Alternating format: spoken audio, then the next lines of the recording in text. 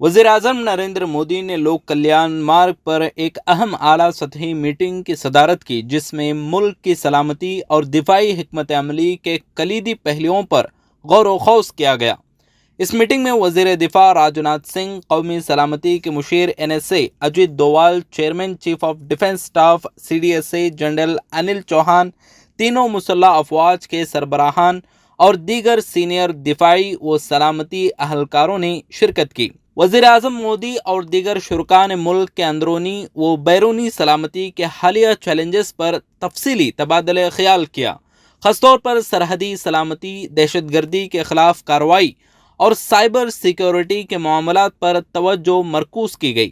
Meeting میں مسلح افواج کو مزید جدید بنانے، جدید ہتھیاروں کی فراہمی اور آتم نربھر بھارت کے تحت دفاعی شعبے میں خود انحصاری کو بڑھانے کے اقدامات پر زور دیا گیا۔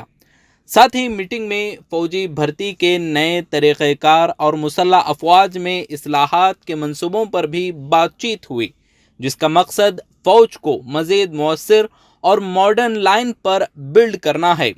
موجودہ علاقائی و بین الاقوامی صورتحال، خاص طور پر ہمسایہ ممالک کے ساتھ تعلقات اور عالمی سطح پر بدلتی ہوئی دفاعی حکمت عملیوں کا جائزہ لیا گیا۔ وزیر اعظم نے زور دے کر کہا کہ ملک کی سلامتی سب سے اہم ہے اور تمام متعلقہ اداروں کو جدید ترین ٹیکنالوجی اور حکمت عملی کے ساتھ ملک کے دفاع کو مزید مضبوط بنانا چاہیے۔ انہوں نے کہا کہ ہمارے جوانوں کی بہادری اور قربانیوں کو جدید وسائل سے جوڑ کر ہی ہم ایک مضبوط اور خود کفیل بھارت کی تعمیر کر سکتے ہیں۔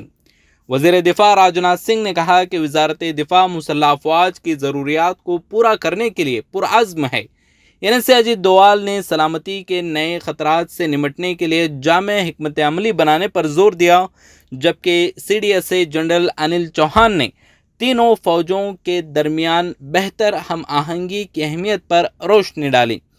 میٹنگ کے اختتام پر یہ فیصلہ کیا گیا کہ اگلے چند ہفتوں میں دفاعی تیاریوں اور سلامتی کے منصوبوں پر ایک اور اعلیٰ سطحی اجلاس بلایا جائے گا۔